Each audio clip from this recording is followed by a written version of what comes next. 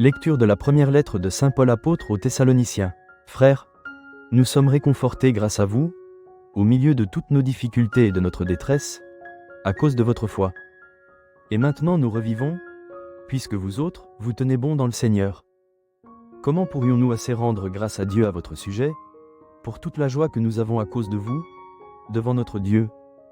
Nous le prions avec ardeur, jour et nuit, pour que nous puissions revoir votre visage, et compléter ce qui manque à votre foi. Que Dieu lui-même, notre Père, et que notre Seigneur Jésus nous trace le chemin jusqu'à vous.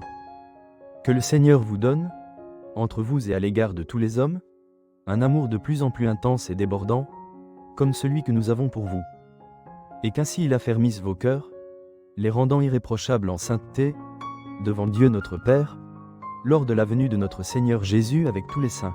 Amen. Parole du Seigneur. Nous rendons grâce à Dieu. Rassasie-nous de ton amour, Seigneur. Nous serons dans la joie. Tu fais retourner l'homme à la poussière. Tu as dit, retournez, fils d'Adam. À tes yeux, 1000 ans sont comme hier. C'est un jour qui s'en va, 1 heure dans la nuit. Apprends-nous la vraie mesure de nos jours. Que nos cœurs pénètrent la sagesse. Reviens, Seigneur, pourquoi tarder? Ravise-toi par égard pour tes serviteurs. Rassasie-nous de ton amour au matin, que nous passions nos jours dans la joie et les chants. Que vienne sur nous la douceur du Seigneur notre Dieu. Consolide pour nous l'ouvrage de nos mains. Parole du Seigneur. Nous rendons grâce à Dieu. Veillez, tenez-vous prêts. C'est à l'heure où vous n'y pensez pas, que le Fils de l'homme viendra. Alléluia. Évangile de Jésus-Christ selon saint Matthieu. En ce temps-là, Jésus disait à ses disciples, veillez, car vous ne savez pas quel jour votre Seigneur vient. Comprenez-le bien. Si le maître de maison avait su à quelle heure de la nuit le voleur viendrait, il aurait veillé et n'aurait pas laissé percer le mur de sa maison. Tenez-vous donc prêts, vous aussi. C'est à l'heure où vous n'y penserez pas que le Fils de l'homme viendra.